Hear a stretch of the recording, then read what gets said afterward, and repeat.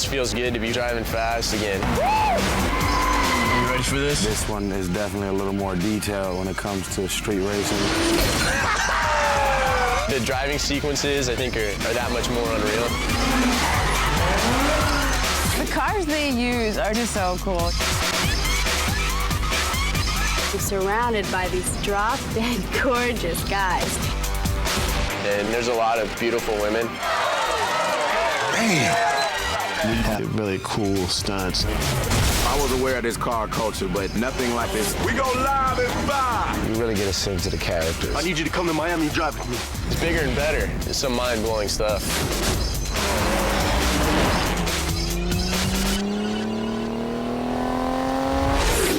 What's up, Suki?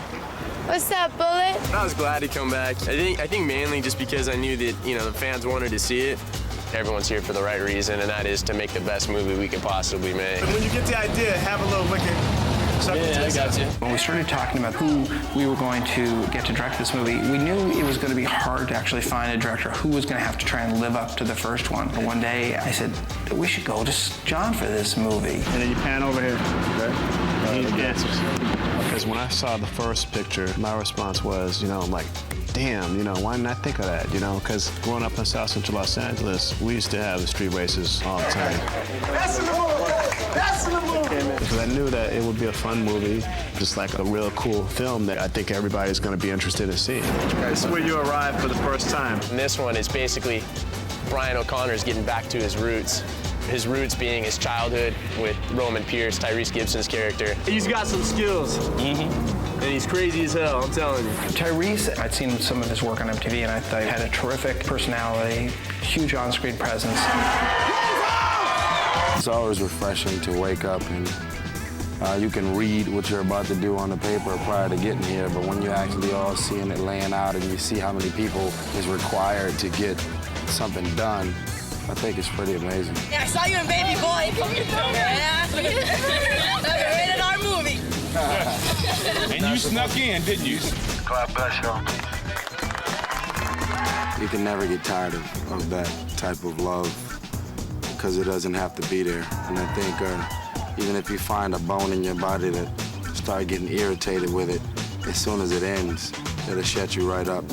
This film was great for me because, I was able to work with people that I hadn't worked with. It's great to really work with actors who just want to make a cool film. First team down and back twice wins the race. The losers will hand over them keys. I made kind of a career of working with hip-hop artists, starting with Ice Cube with Boys in the Hood, and Chris to come along and never have acted before and to do such a phenomenal job as he does in this picture. It's great. I gotta give all props due to my man John Singleton. You see him in my videos, he thought I was real creative, he thought I was real energetic, which I am, damn it. The cool thing about this picture is that I think over 80% of the cast are all newcomers. And it's phenomenal to see all these young people on the screen and just do it, man, and make it happen. Let's do this. Hizo. The difference between driving in this one as opposed to the last one is that I'm going to be doing a lot more driving.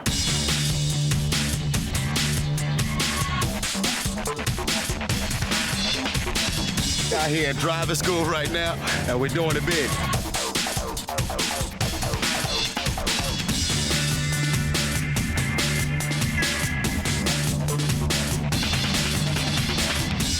What I wanted to do was maneuver the camera around the car actually moving and see the characters doing the action. About give it 2 or 3 beats that we see that it's you. You look over the camera and then just accelerate. No problem. The whole race car driving school is really a bonding experience. Go, baby! Yeah!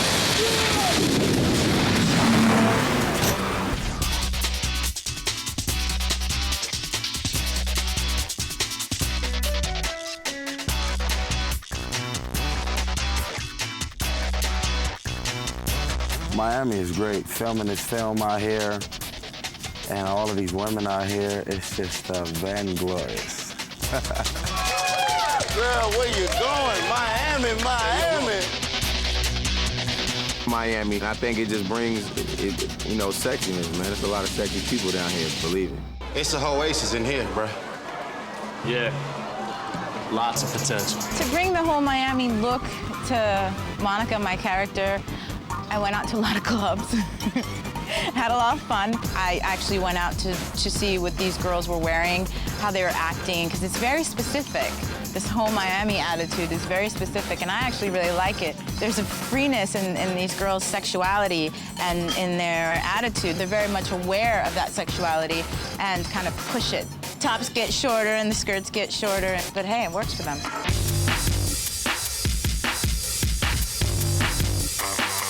You know, this movie is a car movie. The cars are the stars. So, you know, we pay close attention to what we want to put on the cars. We want to have the hottest cars. When John Singleton came on as the director, we wanted to give him a little taste of what this world was. And we called up our transportation guys and we said, you know, can you get us 100 cars down to the Santa Monica Civic tomorrow at 12 o'clock? And we get down there and there are cars and people everywhere. Everything's all custom. Everything's all custom. You never see a Celica just like this, one of a kind. To people that are really into this, their cars are their babies. I mean, you know, they're really into making these cars look good, and you know, that's what we keyed into. Woo! This can get addicting.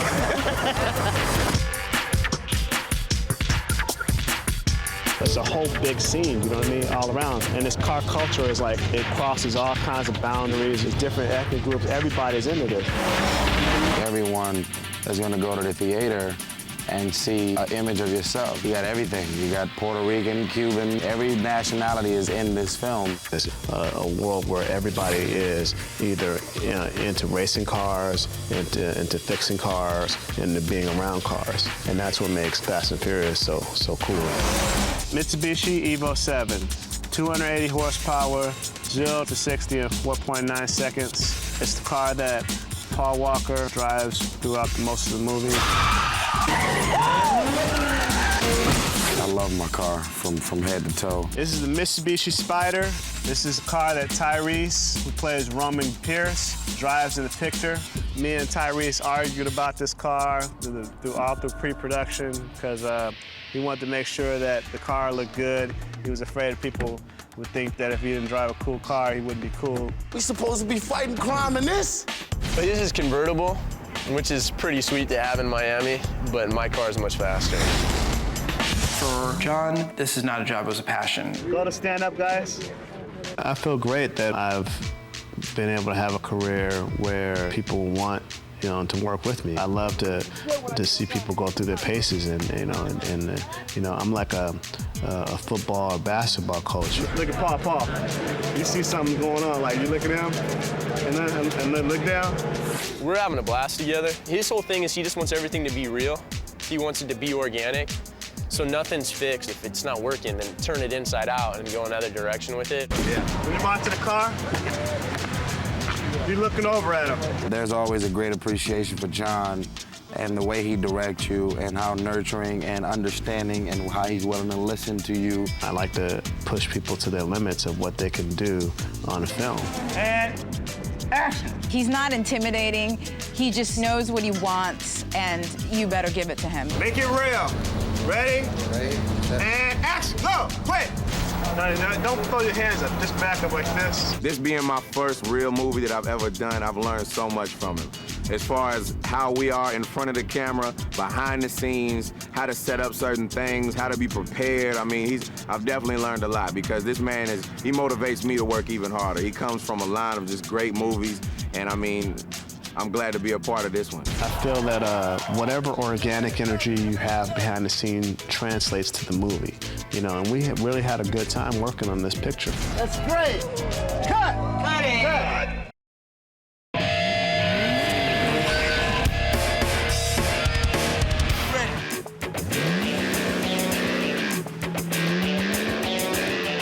Tyrese was a trip. Yeah, baby, it's Halloween. I might as well break y'all in first. If they just let me go out there and have a ball, I'll probably go through 4 engines.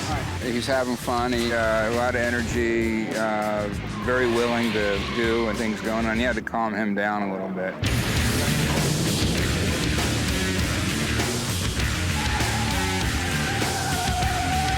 Why don't you take it right to the mechanic? They ain't ready. Yeah, we busting engines, baby. My middle name is Damage. They're teaching us all of the things we need to do to be able to run away from the police and run away from my enemies in the streets. He went through so many sets of tires. We're gonna bust it, break it down some way, somehow. I hate to drive with him just on a personal level, just drive because he goes down the 405 freeway, like, you know, at like, you know, 95 miles an hour, just whipping through cars. So it's a rush for me because I own all fast cars, but I'm not able to do what I can do here in the streets because I get probably $500,000 worth of tickets doing donuts on the freeway. It's fun to be able to just do anything you can think of out here. And all you'll probably hear is that you ran over a cone. I got it, baby! He's ran over! How about that, officer? Your brother's wife is running over the cones, man. You don't know how to drive. Hold on, man. I know all about this. I know all about this. I know all about this. I know all about this. Don't even worry about it. Don't even worry about it. I'm here to show the driver teachers how to drive. And if you put two and two together, you see just why. I hit every cone out there. He's enjoying it, but he also understands the importance of the safety factors, so it's fun to work with. Focus, baby!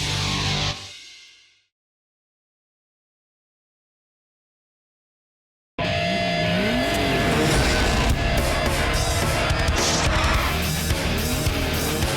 think the difference between driving in this one as opposed to the last one is that I'm going to be doing a lot more driving. I did quite a bit in the first one, but John's like, you know what, no ifs, ands, or buts. The bottom line is to get the coolest shots, you got to be behind the wheel.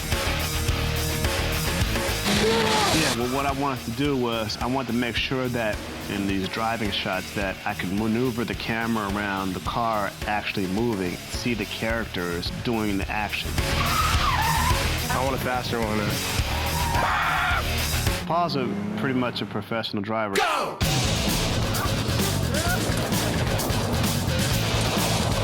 He's always been a hot rod kind of guy. 3 weeks before we kicked off with principal photography, and the whole race car driving school is called a bonding experience, which just kind of put everyone at ease. You know, that's why he's got us out here doing this. He wants to make sure, you know, that we could stick our marks and doing that sort of thing. In that corner over there at the end, you're too close to the right-hand side. Come all the way to the left.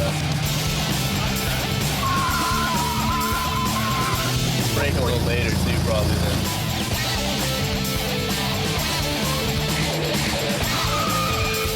25 run. Keep some faster now. This car has so much power, you gotta wait a long time before you can get in it hard. But you'll see. And this is a four-wheel drive. It might tend to slide in the back a little bit, kind of like we did in the Mustang.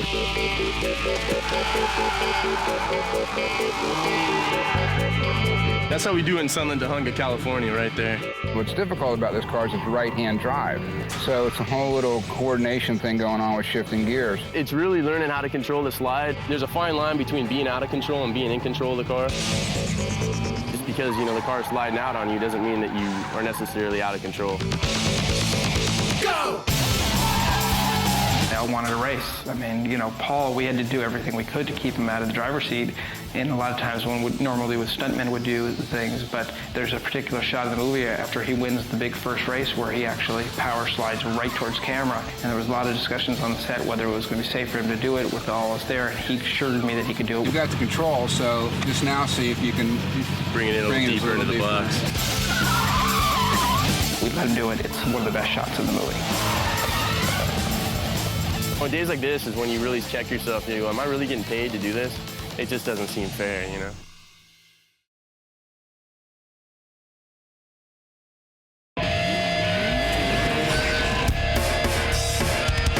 These turns are tight and they're kind of long. You're going to find that in the middle, you're going to have to wait a while. And you'll be looking and you wait. And then when you start to see it straightening out, start adding gas, start straightening the wheel. And that all happens real smoothly. Real smoothly. The smoother you are, the better you are. Devin, you think you're ready for that? Do I want to change gears going around the corner? No. She never drove anything in her whole life, zero. And so she had to start from scratch and learn to drive a stick shift and actually take it around the corners pretty fast. When I got here, I I didn't have a license. I had never actually driven before. I had driven a golf cart around, of course, but that was the extent of my driving experience. So she had to learn how to drive, period, and then she had to learn how to drive stunt to make it seem as though she's a professional driver in the picture. it was crazy because when I got here, they're like, "So you know how to drive? This will be easy," and I was like, well, not really. You can change gears in the corner if you're street driving, but if you were doing some high-speed driving, you never want to do that. You always want to have your gear change done prior to the corner. 2 days ago, Suki never drove a car in her life. We now have her driving and shifting gears in a supercharged Mustang Celine. This is quite an accomplishment. Did you ever get a little dizzy? Just a little. That was great, though. You know, you look at her in the film, like, you believe like she's a street racer. You know, as pretty and cute as she is, it's phenomenal to see her face. You know, she's just like, you know, she's going for hers. You know, she's hanging with the dudes. Yes! This leg right here is cheating. Whoa! Hey, that is a blooper right there. That is for you, people.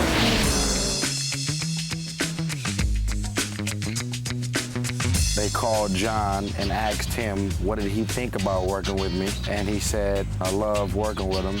So they put me in the film, and then 3 months later, they put John in the film. The great thing about Paul and Tyrese in this picture is that they really vibe together as just buddies. Oh, what are you doing? You're not gonna say anything, you bastard? And it really translates what's on film. Point attention in the scene. My shirt is blowing. Around after you give me a good take, guys. Come on. I truly believe what you create organically behind the scenes translates to the life that you're trying to depict on film. He's just real natural. His whole thing is, his MO is he wants to bring a certain street credibility to it, because he's the real deal. I'm from the streets. I'm word of mouth will get me anything. He feels like it's his duty, more or less, to bring that credibility into the movie. I got so much hood credibility, I just walk up, they just start snitching, okay? I've actually pulled a lot from him, seeing that we're supposed to have grown up together. I'm trying to incorporate some of that into Brian. Tyrese's character and my character have a very similar, like, on-camera relationship as we do off-camera. We have this whole love-hate thing going on. She make me so wet. And just look over there. Oh, God. Come on, now. Come on, hey, come on. I get kind of weird when we all do a scene together because I got to be around Paul doing all the things that I want to do. He's definitely is the one that's just like gets in there and has that energy, you know, and then we're like, all right, you know, he kind of gets everybody going. Why are you filming us, man?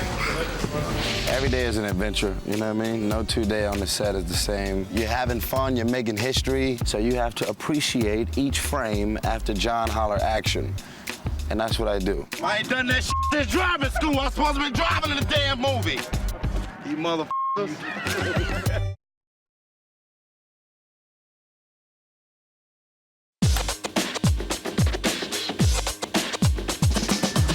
I was glad to come back. I think mainly just because I knew that, you know, the fans wanted to see it.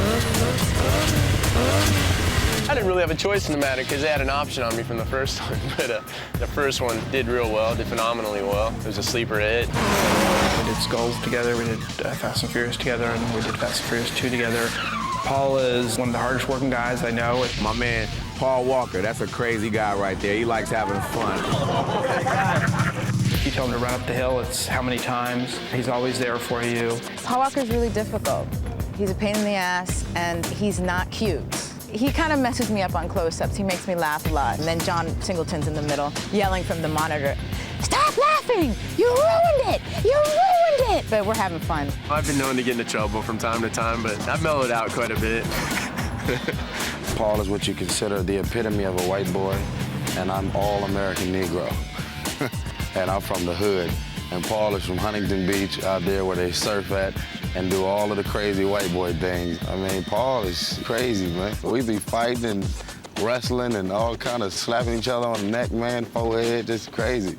They're two of the silliest knuckleheads I've ever met in my life. You know, sometimes I would have to wrangle the two of them to get them to concentrate on the movie itself because they were just off, you know, either driving the cars or playing around and everything. When you're talking about two characters that are supposed to have chemistry on screen, if you don't have it in real life, it's next to impossible. And Tyrese and I think John just knew that we'd hit it off and we'd get along really well. That's my boy right here. That's my dad. It's like, okay, put some of this fun on the screen. It's not about the fame or the fortune. He loves doing what he does. He's a real guy's guy. Guys can relate to him. Girls want him. He's just a terrific guy to be around, and he's actually a very good friend. I adore him, and I'd love to make 10 more movies with him. Everyone just kind of really clicked, and everyone really got the idea that, hey, you know what, this is going to be the ideal situation, being that, you know, there aren't any egos, and everyone's going to be easy to get along with, and everyone's here for the right reason, and that is to make the best movie we could possibly make.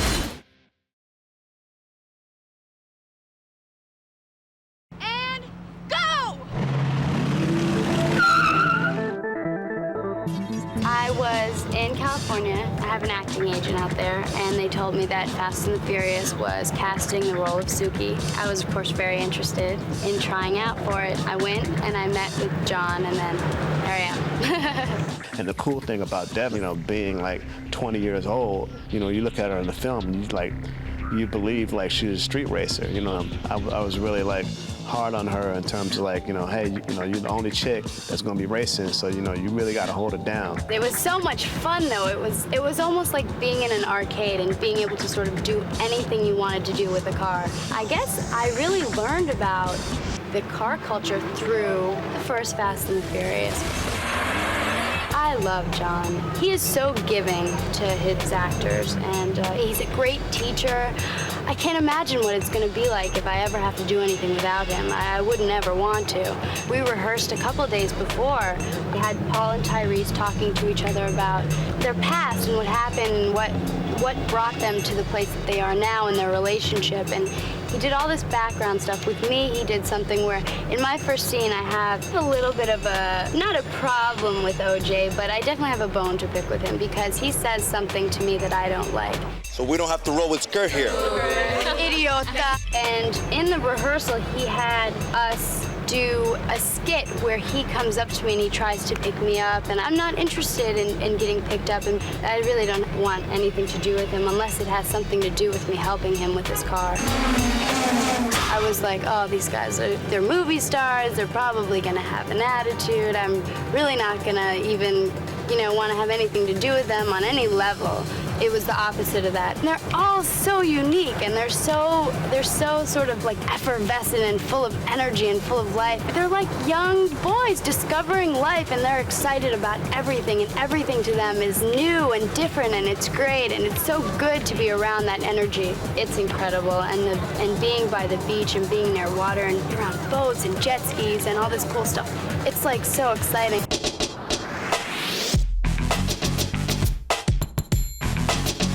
The Mitsubishi Eclipse Spider is another good example of a car that's really done well in the U.S. in popularity. You see a ton of them driving around. They're very popular with hobbyists and enthusiasts. There's a plethora of aftermarket performance parts and styling parts for the car. So it's really easy to take one and go through a catalog and find mountains and mountains of really cool parts to stylize the car and make it very unique. This car is more about style than it is about speed, and that's pretty much reflective of how it is on the street. It's a quick car in its own right, but people really buy these cars because of their body styling. So Tyrese Gibson is a very stylistic character on screen, and I think that really, this car certainly will fit his particular character. Don't even think about taking a convertible.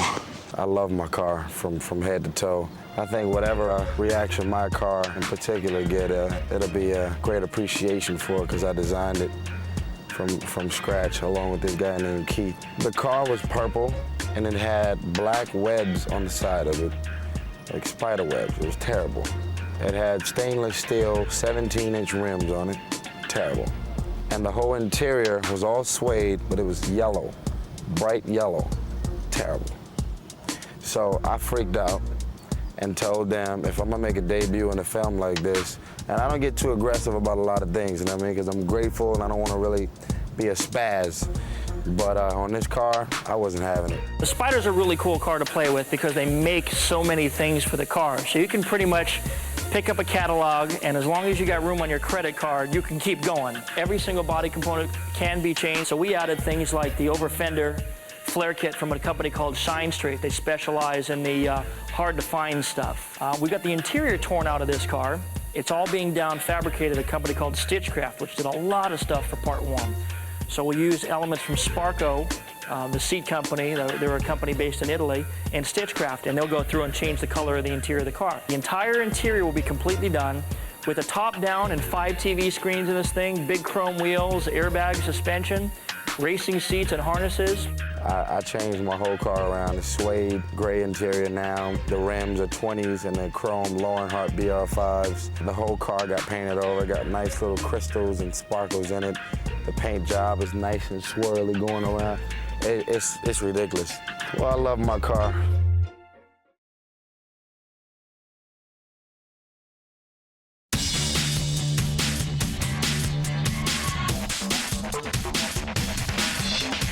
We have an Evolution 7 that we're using, which is made by Mitsubishi, and that's not going to even be available in North America until February, so we got one some while early, which is cool. When I was first contracted to provide consultation services, I was asked to provide a wish list of the coolest cars anywhere on the planet, and I was told that pretty much price was no object. So if we could get them, what cars would we get? And of course, some of the top cars on the list were the Mitsubishi Lancer Evo 7, the new Mitsubishi Eclipse Spider, and the Mitsubishi Lancer OZ Rally Edition. It was kind of a dream list. I didn't expect to actually get what we asked for, but getting the Lancer Evo 7s was, I think, one of the turning points in the preparation of the movie. Now, Japanese manufacturers for a long time have been accused of watering down their offerings for the American marketplace. Well, Subaru came in with the WRX, had some success. Mitsubishi, I think, was very savvy in saying, hey, let's bring a car even better than that to the U.S., and that's the Evo 7. You get in that car, and it's a supercar with 4 doors. It's single turbo, 280 horsepower, all-wheel drive, Brembo brakes, big wheels from the manufacturer, sticky tires, Recaro race interior. You get in that car, and it's awe-inspiring, to say the least. You take a look at Paul Walker, who plays Brian in the film, and Brian's more about speed and horsepower and functionality. So his car, the Mitsubishi Evo 7, was deemed to be very appropriate for his character. It's high horsepower, it's fast, it's not going to be adorned with a lot of aftermarket accessories because it really comes from the factory exactly the way you'd want it. For the film, we've decided to really hop up the cars, and we're adding pretty much everything you can add to a car, just like you'd see on the street. We start off with body kits, and we find the world's greatest body kit manufacturers. We move on into tires and wheels. Of course, everybody changes tires and wheels. It's one of the first things they do. We move on to the interior of the car. We do everything from seats and racing seat belts to gauge packages to steering wheels, and then we get into audio video. Again, a big part of the Fast and Furious culture was the stylized accessories. Having one hero car, you create one hero car, you need to have a total of 4 cars. One is called a buck car, which is a car that's cosmetically identical to the hero car, but will be used on a gimbal or on a sound stage in front of a green screen or a blue screen. So cosmetically, much of the car needs to be identical to the hero car. Then you have 2 other backup vehicles. They're usually stunt vehicles. And the stunt vehicle needs to be used on first unit, which is where the actors work, or on second unit, where the stunt sequences take place. So those cars will get banged up during a day scene or a night scene and have to be fixed and made ready for the next day. And that's a challenge because, again, the body kits on these cars are very elaborate, and a lot of surgery was involved to put them on. The tires and wheels aren't off-the-shelf items. They were specially built for these vehicles. The gauges on these cars are not something you just go down to Pep Boys and pick up. You know, they're pretty specialty items, so you've got to order them from Japan. Having 4 copies of every single thing that you need and having these cars ready 24/7 is going to be a challenge. That's kind of the sad part of my job, is watching what happens to these cars after filming begins. You got the one hero car, which everybody tries to baby and tries to take real good care of because the hardware on it's more elaborate. Everything works on the car, so you're trying to take real good care of those cars. But the 3 replica cars, those things are trash. They might as well be rental cars in Bucks, North Tennessee, because they are tore up. They are jumped, they're skidded, they're flipped, they're banged in the curbs. Body kits are ripped off 4, 5, 6 times. Hoods fly up, tires are burnt off. Special effects things are hooked up to the car. Camera rigs are hooked up to the car. I mean, I love cars. I love driving fast. I mean, if I'm not surfing, I'm usually racing around. So this job, it's really, I mean, not to sound so cheesy, but it really is a dream come true.